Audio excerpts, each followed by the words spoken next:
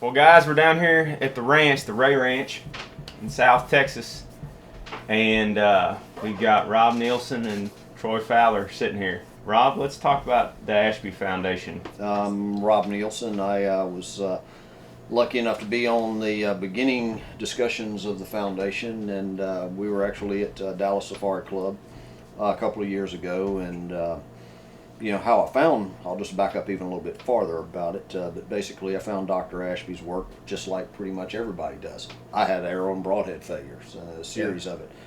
For a long time I was shooting heavy stuff. It worked great. Start talking to the archery shop. They're coming out with these lighter, faster, use this, use that, this is great stuff. And I started, like everybody, it's like broadheads failing. Arrows failing. I'm like, there's got to be a better way, and started looking into it and found Doc, and basically taking it a step farther, there's a few manufacturers out there that follow his footsteps and follow his research to build their equipment, and so started using their equipment, and then the failures stopped. Not all failures, everything can fail, but broadhead and arrow failures, basically over time, technology and everything, people work their products out and refine them and make them better. What were some of your common failures before you switched over? What were some of the biggest problems you were having? Biggest problems I was having, broadheads failing, cheap metal. Literally, you remember the old cans where you'd open them up? Probably not. Yeah, but these guys are young, don't remember. Yeah, but in the old days, we could pull the tab off. Pull the tab off, and it'd be like rolled up like that. Well, I mean, it'd hit like a little white-tailed doe scapula, and then my broadhead would be like that. And then, I'd shoot this doe with a 70-pound bow, and it just stopped. I'm like, what is wrong with this? And then, sure enough, the broadheads were either rolled up, cheap metal, or the arrows blunderbuss around the ferrule on the deal, and just basically once that arrow starts to split, all penetration stops. I mean, it's a failure.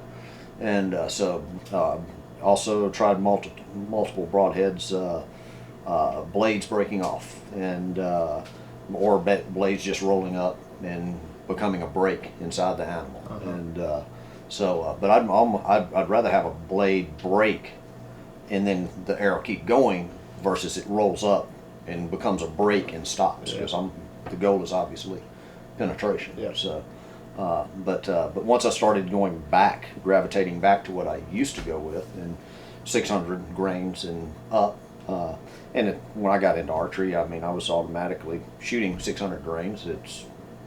I didn't know any better, but it worked. And so let me stop Rob here. He and I are old. Yeah. Before carbon, we're BC. Everybody shot 2117, 2219. We didn't really know. I didn't see a grain scale till 5 years ago. Yeah. So we were shooting 150 grain broadheads. Well, that's what I had when I was a kid, was an aluminum arrow with feathers on it, and heavy cut-on contact heads. You just didn't know you were shooting those arrows that heavy, and we just didn't have a lot of trouble. Yeah. Sure. Yeah. So since we're BC, then that's where we both started. Yeah. And then basically you switched over to what was most current or recent, like the hottest new products, and it wasn't working anymore, and then realized that you just had to switch back to what was working before, really. Yeah, absolutely. Yeah. And so I started doing the research, found Doc's research, and took it a step farther, found Doc, and chased him down. And super nice guy, wealth, I mean, just a walking encyclopedia of archery hunting. And I'll clarify something when people say, when you think of someone, I've got 30 years of research for hunting. Doc's 30 years of research, he lived in Africa. So his 30 years was 300 out of 365 days a year, not a couple of months of hunting season that we're used to over here in the 30 US. years is like 300 years. Right. Yes. Yes. He was a PH for big stuff, dangerous game, That's all what that he did stuff. for a job. Like he's Yes.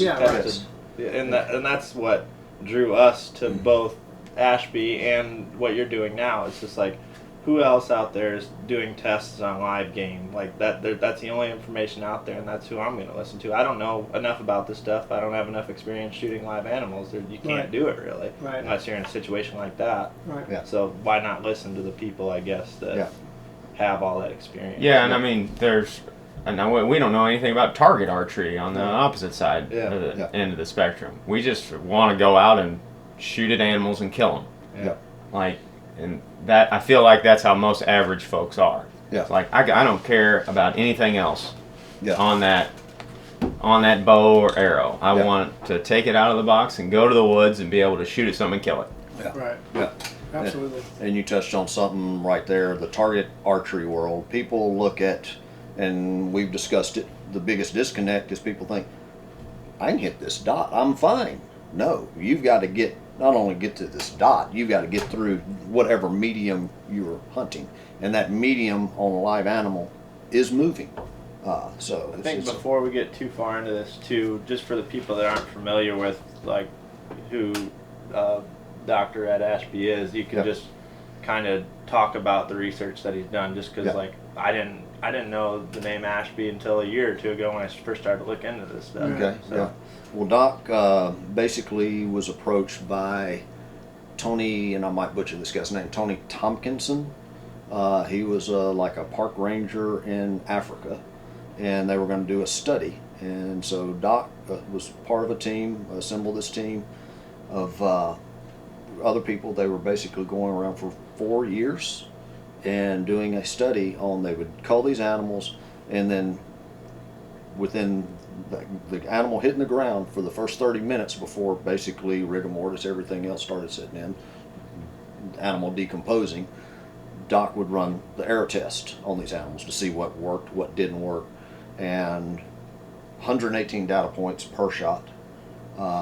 There's So- no Excel. This is the 70s and 80s. Yeah, He's Yeah. writing this stuff down. yeah. This is early 80s. Is In when fact, he did Doc's this. old enough. He sends us the data sheets and said, just fill these out. And we're like, well, they have this thing called Excel. He actually said to me, are you sure Excel can handle this? I love him because he just doesn't function that ecosystem, Yeah. right? But in fast forward 4 years, basically the South African government utilized that, knowing, okay, yes, bow hunting can ethically kill these animals, so they used that to legalize bow hunting. Before that, in South Africa, bow hunting was illegal. I think it was like 1980, early 80s.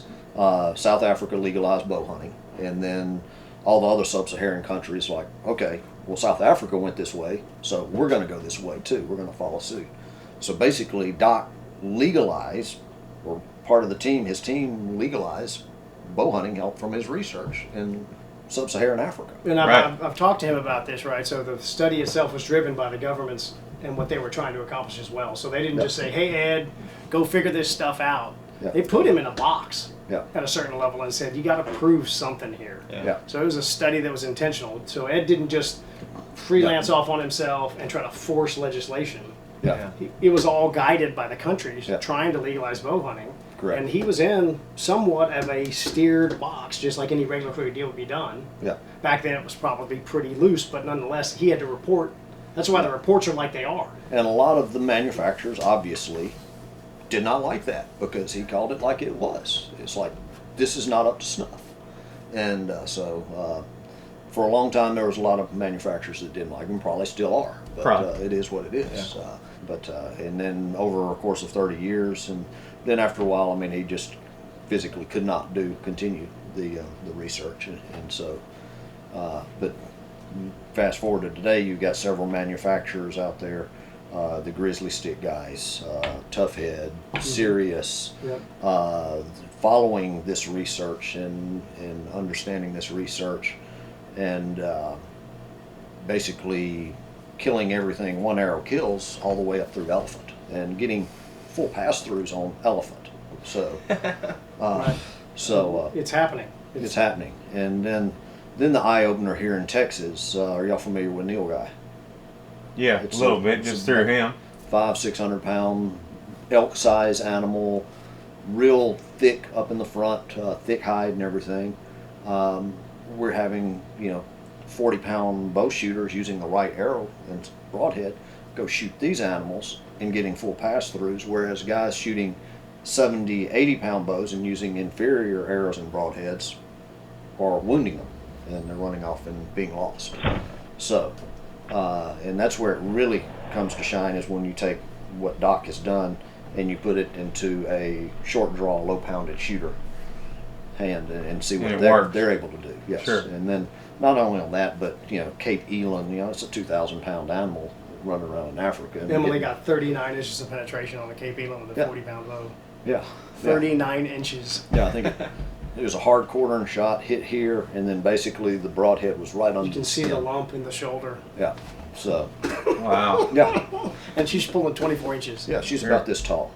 So. I mean, if Jeez, people are man. getting pastures on an elephant, there's no excuse not to be passing through a deer almost every time. Yeah, well, I mean, when you see the TV shows and the guys are shooting these whitetails and they're running off with this much arrow sticking out of them, flagging, and it's like, well, they're just promotional hunters. They're promoting what their sponsor is And that's having them push. the coolest thing about all the Ashby research is there's Yeah. no bias there. He's just took a bunch Yeah. of different stuff and whatever worked shined, and that's Yeah. what. And that's where came we're up gonna continue to go down where the science it takes us. Yeah. That's where we're going. Ed has 3 pages of questions. One of the coolest things about hanging out with Ed is he won't tell you there's an end. He'll say, we're here. The research is here. Yeah. And then below that, I've got 20 questions I could never answer. He doesn't act like it's over. Yeah. He didn't write the Bible. Yeah. You shut the book and go and just walk out Yeah, the door. he's still. He's like, when you guys finally get to go back to Australia, okay, this is where you got to start. Yeah. And it's Yeah. really, he gets excited about it because he's like, Sure. I get to answer all these questions. Another thing I should mention we should discuss is the dog trackers. Yeah, that's what I was That's- thinking about in my head. That's yeah. what the combination of just like your information, Ashby's information, and then like people like Shane Simpson, Yeah, right. like who have actual statistics on like game recovery. Like his statistics say that if you have an entry and an exit, like pass through shots, your percentage of I recovering think it's game. 75%. Yeah. And remember when y'all are considering this and look at Shane Simpson's channel, he's the oh crap guy. So by the time they've called Shane, they've already got problems. Yeah. Right. This They isn't can't right find out. their This deer. isn't right They out of the need- tree stand. Yeah. Right. They've made a phone call. Shane could be busy. Might be 6 hours. Yeah. It's an oh crap situation. The thing with United Blood Trackers, that group that Yeah. he's a part of, is their focus is about finding wounded deer. Yep. And then they all keep track of this data. And every single one of them that we've talked to, and we're talking about hundreds and hundreds of track jobs on deer. Yeah. Every one of them says that a pass-through hit is more lethal. Yeah. Yeah. And that's the first thing Doug Fink, another guy that has a great tracking dog, said when we went and tracked Brian's buck in Missouri a few years ago. Yeah. He's like, "Did the arrow pass through?" And I was like, "No, you can see the video." And he watched the video and he was just like, "Here, the arrow doesn't hit any bone. It's a broadside shot, 30 yards, hits dead in the center of the animal, behind the rib cage, Yeah. right in the middle of the stomach, and stops." Should really be a soft part of the deer. Soft It should part of just the deer. fly right Yeah, through right. there. Yeah. Yes. Zip right through. Yep, and we did not find the deer with the tracking dog. Well, we did. The deer was still alive 24 hours later. Something else you talk about the reaction and these fast light bows, and I've heard it and it's surprising when you take a bow and you shoot that light arrow off it. It's Yeah. Right. and then you Right. take a 40-pound bow like my wife's and she's shooting 500 plus off of a 40-pound bow, and it is literally if there's a wind outside, an animal may not hear that. I mean, it's like dink. I mean, and so all the energy of that 40 pounds is going into that arrow. It's not going out vibration. Ted mentioned that yesterday when we were shooting his Yeah. bow. I bumped him about 150 grains up, and immediately he said, "This bow's just calm. Like it just Dead in feels your dead." hand. Yeah. And another thing we should mention, people have a tendency to hear this stuff and go to the extreme, and we do too. We're already sitting here talking about some extremes. Yeah. There's a lot of folks out there that are like in Ted's situation, where they're shooting a 400-ish grain arrow with a 100 grain point or 125 grain point, and they're harvesting deer. Yeah. But he just bumped up just a little bit. Right. I mean, it's not much. What did he go to 530 Yeah. around there? 550, somewhere in there. 550. Yeah. Yeah. And when people say, "I just want to shoot a 450 grain arrow," I'm like, "Well, I hope you're shooting a cut on contact, a very efficient broadhead." Very At sharp. least Yeah. do that. You owe it to the animal. They don't need decoration hanging out of them. Yeah. Running around and having a basically a horrible death Yeah. at your expense because of you using inferior equipment. And I look at it. I look at that in a different vein as well. Hunting time is precious.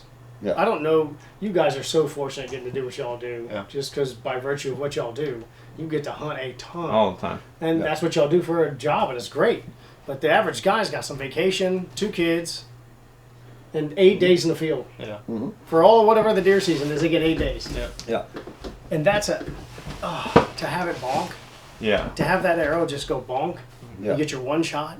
You've Yeah. been preparing all year, got your new stuff, Drive you nuts. It'll drive you freaking It crazy. almost shouldn't be acceptable to you to let your equipment be the reason that you don't recover. That is correct. Yeah. Your recovery. Yeah. Like it should. And at the end of the day, that is your fault. It ends up being your fault just because you didn't get the right equipment to do it. But like, I want it to be my fault on the shot if I don't get the game. But like, that's not an issue that Yeah, there's you a have to couple worry things about as there. much if you're taking nice close You and shots. I've discussed, and you have too. If you choose not to take a shot angle and you pass, and that's your tag, and you had 8 days, and you 8 tag soup, good on you, right? Yeah. If you make a bad shot, that's still going to happen. Yeah. You shoot 1,000 grain, perfectly tuned arrow with a razor sharp broadhead, and you might pull the shot or get jumped or something, and occasionally one's going to get away. But Yeah. to have it do what you're talking about and have a high percentage chance of bonking and going in that far, and That's have a long that's night. what changed it for us. You know, the dog tracking was part. It was not one thing. We shot this stuff for years and years. But it was the dog tracking. It was all of those hits on video, and the sharpness thing.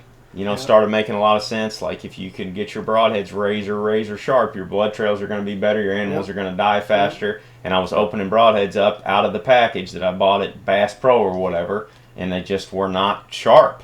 It's like I was going to my dad, my uncle's like, Dad, this isn't near as sharp as those broadheads we shot when I was a kid.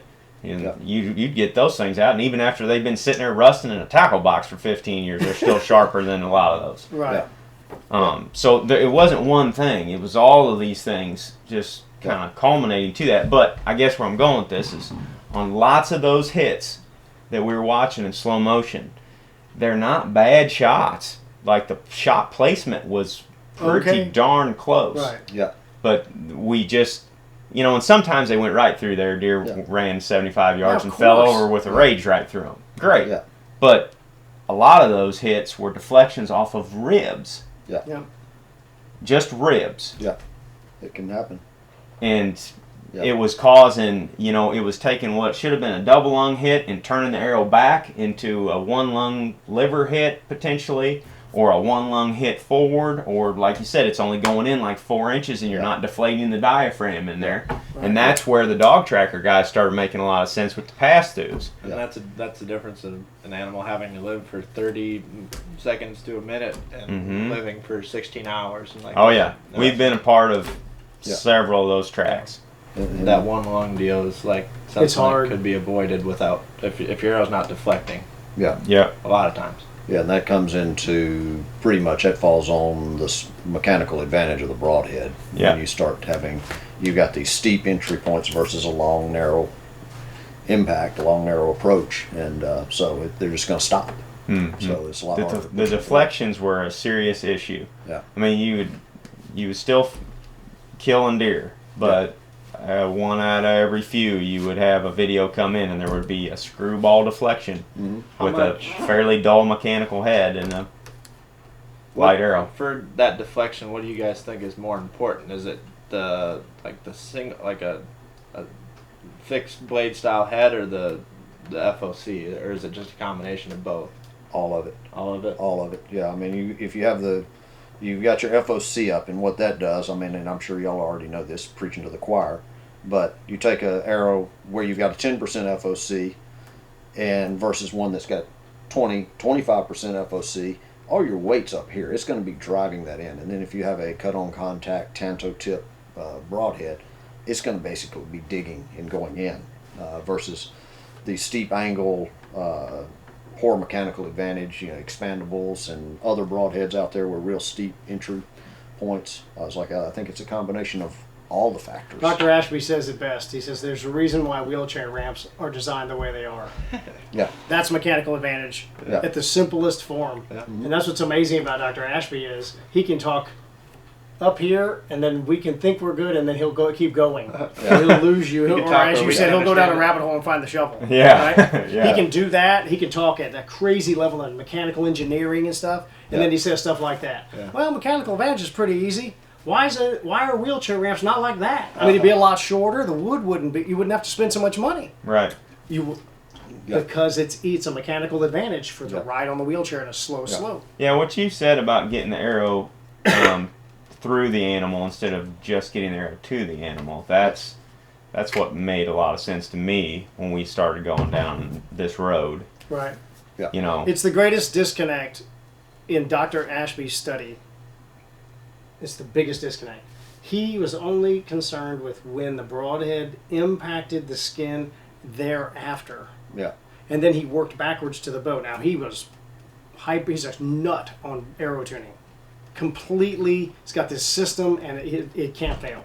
It's got to be perfect. Yeah. Yeah. Okay? But that's it. Yeah. Then all he studied was impact. That's all he studied was impact. Mm-hmm. And that's the biggest disconnect. So everybody jumps back to what they're familiar with. Yeah. And they don't think, wait a second, this old man, all he was trying to figure out was, how does this arrow get through the critter? Because before, he didn't have single bevels when he started.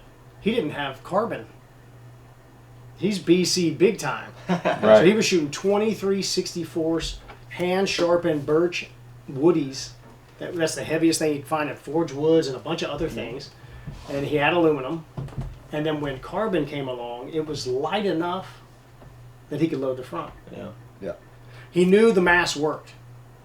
So when he got a carbon arrow, he said, okay, well, we're going to have to load the front. I mean, I need the mass. And then he basically discovered, FOC is an engineering term.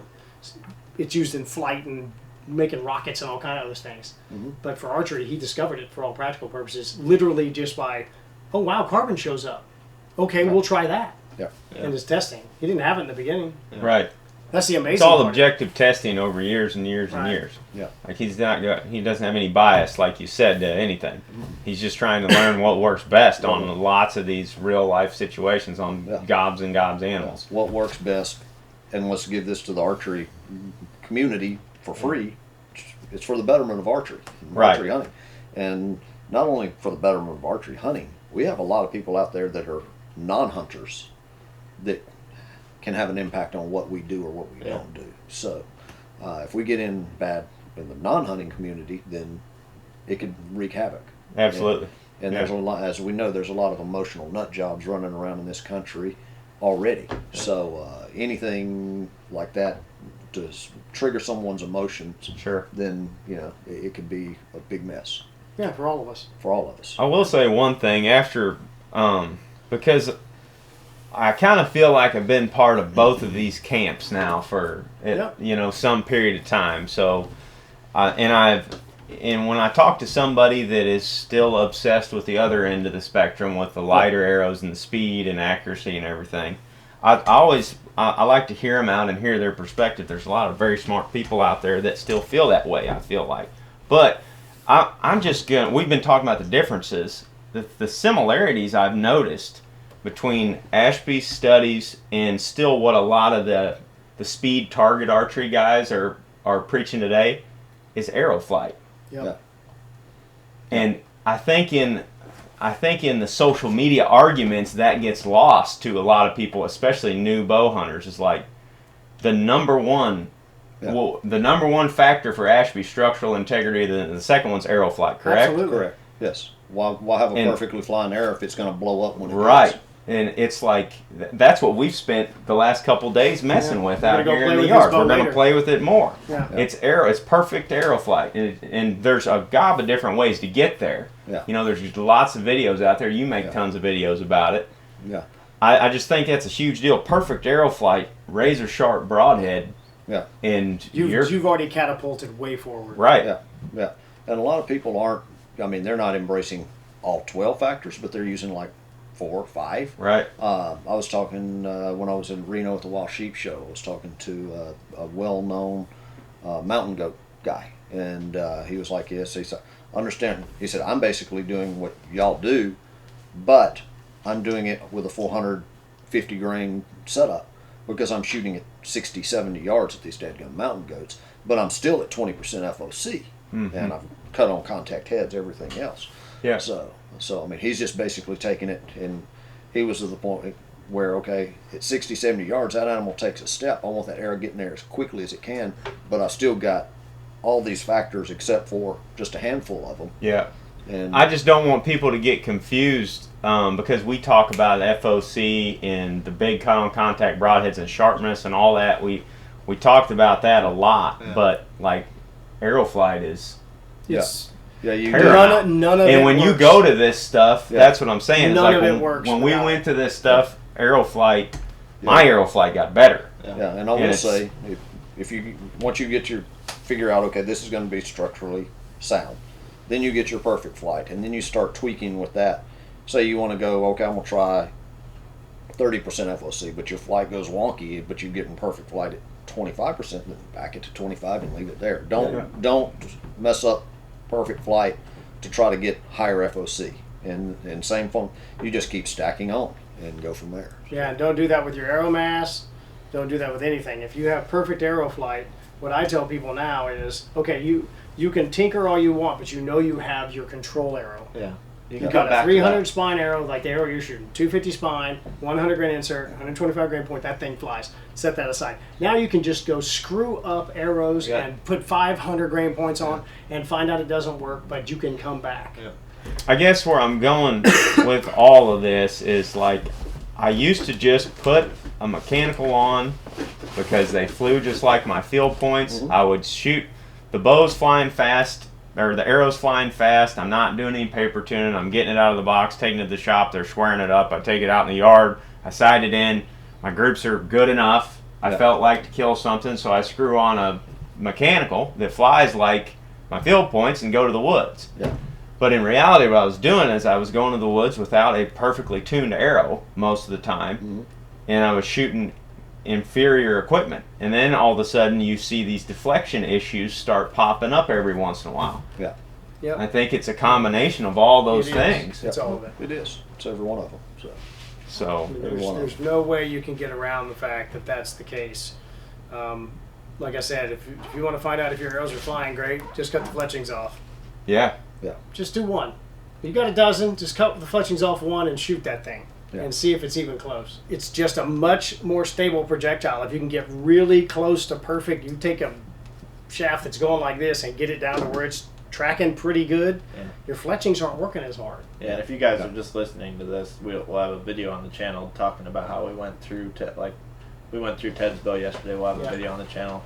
And if they're not razor sharp, they're not getting any sharper. And that's why having a quality broadhead too is important. So it Correct. The steel's you have a better chance of retaining that sharpness all the way through. That's whereas correct. if you shoot a cheaper, lower quality metal or steel head, like it's Because you might and not be I, sharp to begin we with. got in a pickle with that one with his. So Rob gave me some of his Maasai single bevels, and I sharpened them up and gave them to Jake on the first night, and he shot this pig, and he said he shot the pig and blood spraying out of the pig as it runs off on the video, and but it buried a foot in the dirt. Yeah. So it wasn't, the broadhead wasn't really sharp when we had it in hand because it went through sand, which is bad on metal and stuff, you know, right? This is after it's already So went it through wasn't many terribly sharp rocks. when we had it in our hands after penetrating a foot of sand. But at the same We don't time, know, but the results, when you see it on the ground, and the blood and I trail. hate to say it, but that even after it went through that pig and was buried in the sand, I know that's sharper than some of the heads that I've taken to the field in the past. Oh yeah. Oh yeah. And most happens. people that still do, you know. Right. It's an art, but it's not an art that you should that requires you to be allowed to escape it. I feel like you should be scared of your broadhead when you're in the field. That's how sharp it has to be. That's the way it was when I was a You should be kid. scared I mean, that you were afraid to take them out of the quiver and you like had to pay real close attention not to nick your string with it. Right. Yeah. My uncle would tell me that. My dad was like, "Don't take that thing out until you're ready to start hunting, and make sure you don't nick your string because it will snap it." Yeah.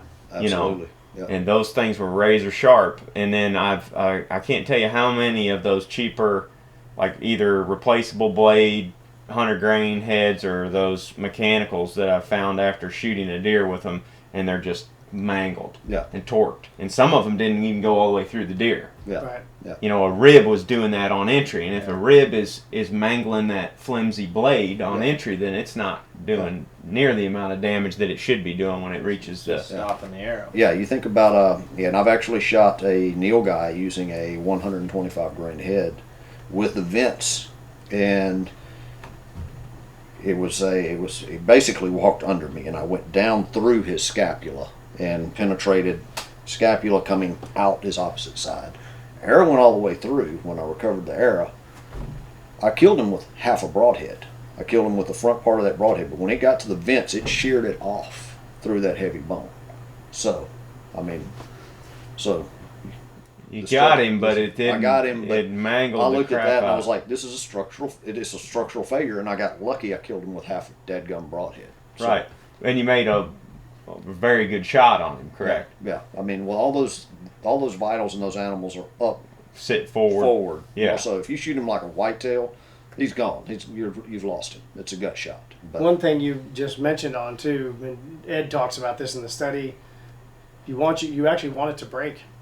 yeah, I'd rather Penetration stops when that point goes like this, because it redirects the whole shaft. Remember, what's behind the broadhead is the arrow, and so it drags, and it's going to slow down. Yeah. So he said, if something goes wrong, you would prefer it to break Rather than bend. and keep going. correct. They always say Fred Bear designed the Bear Razorhead with those real high tensile steel bleeder blades to break. Yeah, that's I what said I've that always was heard. his design. I don't know that for a fact. The man's not alive anymore. But that's the urban legend. And that steel is different. It's Yeah. not the same softer steel that Well, is Doc in knew his him, and he said that was the case. Oh, that's right. He hunted with Fred. Yeah. Okay, good. That's a pretty good. That's a pretty good reference. The bend thing is a big problem because Yeah. your arrow's just going to veer to that bend, Yeah. and of course if it curls over, it turns into a blunt. Yeah. Right. And then So it it's breaks actually favorable, and in this situation, the front, was about Yeah. this wide, and Yeah. it was sharp, and Yeah, it was razor sharp, and it made it all the way through. And if I was shooting an inferior head, might have exploded. it probably would have just stopped right on that scapula. Right. I guess that's kind of that's a good way to wrap this up. Is like we've kind of touched on all these different things here, but it's midsummer right now, and if you're getting ready to go hunting this fall, you need to be looking into doing all of these things now. Like you need to be focusing on getting your arrows tuned correctly for your bow, getting the correct broadheads for them, getting them razor sharp. Yes. But do those things those things more than anything else. Yeah. My final input here is we've talked a lot about this. We've talked around it, but this is a Plan B arrow. Yes. Plan A works. Yeah. Plan A works. When you're shooting 3D with your fat friends on Thursday and you got 60 warm-up shots and you're shooting 12s every time, you're going to get away with just about any arrow in the system, and he will not tell you and I won't tell you that they don't work because we've done it. Yeah. But in Plan B, which we've had 3 Plan Bs, we've killed 5 pigs We got 5. and 3 were Plan B. I'd say if you just All were good shots. All the shot. That's something we should mention. Is because everybody throws around the shot placement thing. Right. It's like, well, They that's were everything. on target. All the arrows were directly on target, headed for the vitals of these pigs, and the pigs moved. Yeah. And Plan B worked. Yeah. All this stuff we're talking about, these ginormous animals, and I'm just bringing this up to play devil's advocate once again, Yeah, because absolutely. that's the feedback that we get. It's like, well, all this testing is done on buffaloes, and it's done to kill elephants and all this stuff. We're down here shooting 80-pound pigs. Yeah. Yeah. And you're not getting through them with some of these Nope.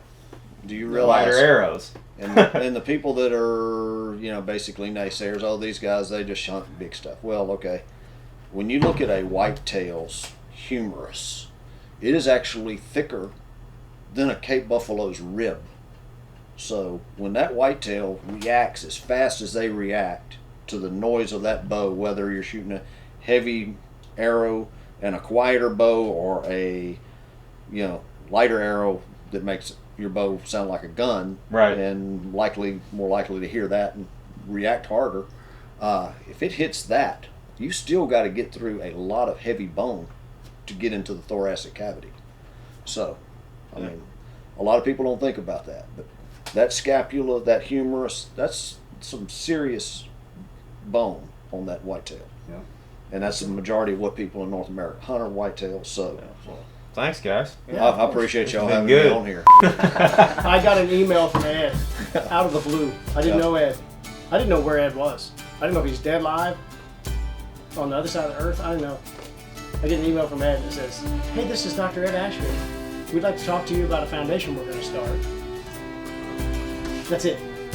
Dr. Ed Ashby. And I look at it, Am I being punked? and I literally reply, "You mean Dr. Ed Ashby with the arrow lethality study, Dr. Ed Ashby, that guy?" Literally, that's what I wrote. I sent it back, and he replies, "Yeah, call me." And I said, "Okay." And I called him, "Hey, Troy, how's it going? We like your channel. We want you to play with us." And I was like, "Okay," but that was such a weird, just one sentence. This is Dr. Ed Ashby. Call me. We're best friends. And that's the kind of guy he is. You go meet with him, and you're his best friend. I mean, he's just a super great guy. Yeah. That's awesome. Yeah. Yeah, well, thanks for having us on, guys. I appreciate it, You've been guys. great. Thank you very much. Yeah.